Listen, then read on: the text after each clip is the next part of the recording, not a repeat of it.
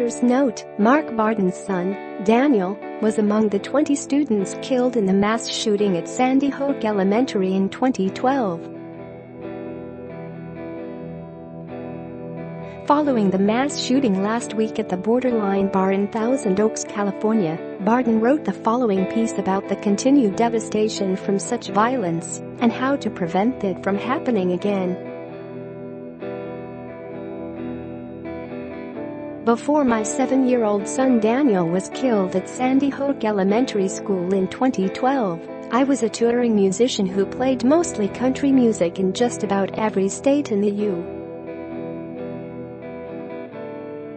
U.S. and Canada. I am devastated by the news of the horrific incident at the Borderline Bar and Grill in Thousand Oaks, the latest in a wave of preventable gun violence scarring our nation.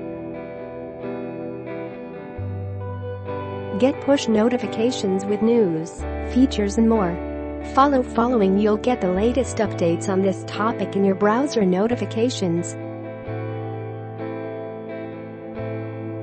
Venues like the Borderline are meant to be respites from our busy lives, a safe place to relax, savor good music, and unwind with loved ones.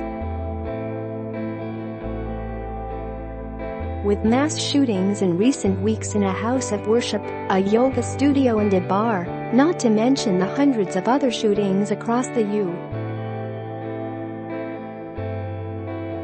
in 2018, I am beginning to think there are no safe places left in this country.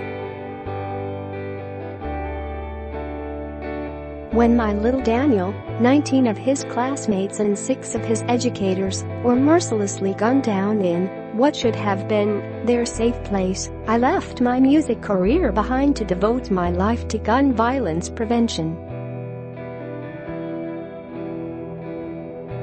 I co-founded Sandy Hook Promise, so no other parent would have to endure the unimaginable pain of losing a child to gun violence. We train kids and adults to know the signs to properly identify, assess and get help for anyone exhibiting its risk behaviors.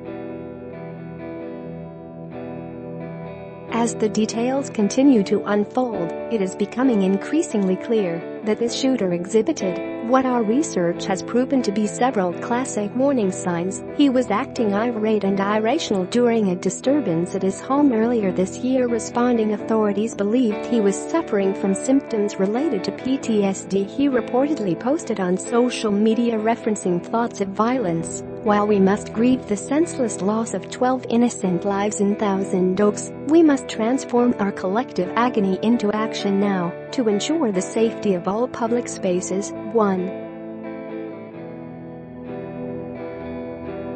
Talk to your legislators to demand sustainable gun violence prevention efforts at the local and national levels. 2. Push for extreme risk protection orders, a bipartisan policy that temporarily separates at-risk individuals from firearms. For states with their push to fund awareness for these life-saving laws. 3. Make the promise at Sandy Hook Promise. Oregon to know the signs of a person in crisis and how to intervene before a tragedy can happen. Gun violence is preventable. After exhaustive research, we know that just one intervention made by an individual who is trained to know the signs can have many lasting, positive outcomes, including preventing suicides and preventing mass shootings. We have saved lives already with our programs and can save countless more. By pushing for prevention and intervention programs and policies, we can ensure no other families have to endure the never-ending heartbreak of losing a loved one this way.